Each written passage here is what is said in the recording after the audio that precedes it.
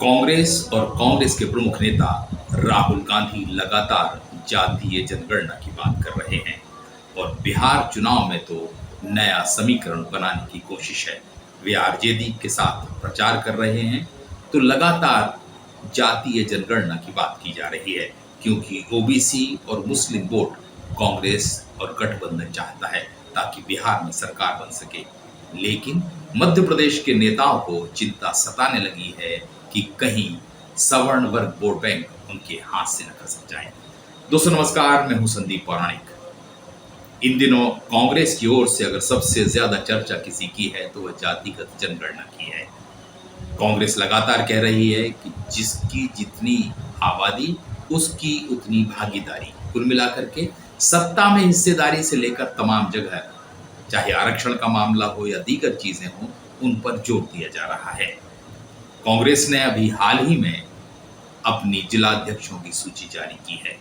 उसमें भी जातीय समीकरण का ध्यान रखने की बात कही जा रही है, मगर बुंदेलखंड और ग्वालियर चंबल वो इलाका है जहां पर खासकर ब्राह्मणों की बड़ी उपेक्षा की गई है।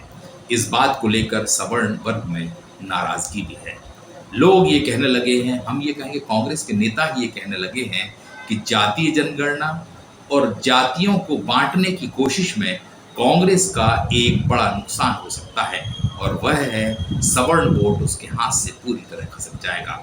ये बात अलग है कि कांग्रेस और बीजेपी के विरोधी दल हमेशा ये कहते रहे हैं कि सवर्ण वोट बैंक, खासकर ब्राह्मण, वैश्य, क्षत्रिय आदि पूरी तरह बीजेपी के साथ खड़े रहते हैं, मगर ये बात कांग्रेस के नेता मानने को तैयार नहीं है। उनका कहना है कि जातिवादी राजनीति की तरफ बढ़ने से कांग्रेस को ज्यादा नुकसान होगा। उसका कारण है कि वर्तमान दौर की राजनीति में सवर्ण वर्ग भी कांग्रेस के साथ है। 2018 के जो चुनाव हुए थे उसमें अगर कांग्रेस सत्ता में आई थी तो सभी वर्गों के साथ के कारण, लेकिन जिस तरह की राजनीति मध्य प्रदेश में हो रही है या देश में जो राजनीति चल रही है उसका मध्य प्रदेश में बड़ा नुकसान हो सकता है। इस जातिवादी राजनीति के चलते मध्य प्रदेश का अगर सवर्ण वर्ग भी पूरी तरह बीजेपी की तरफ चला गया तो कांग्रेस का बड़ा नुकसान हो जाएगा।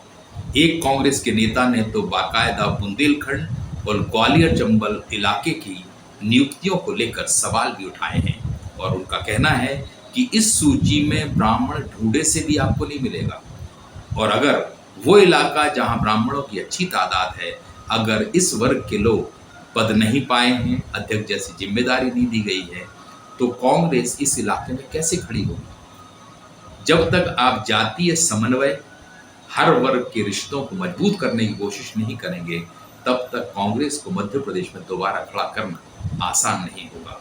और अगर कांग्रेस इसी तरह की जातिवादी राजनीति को पालती पोसती रही तो बड़ा नुकसान होना कम से कम मध्य प्रदेश में तो तय माना जा रहा है। दोस्तों आज के लिए इतना ही। नमस्कार।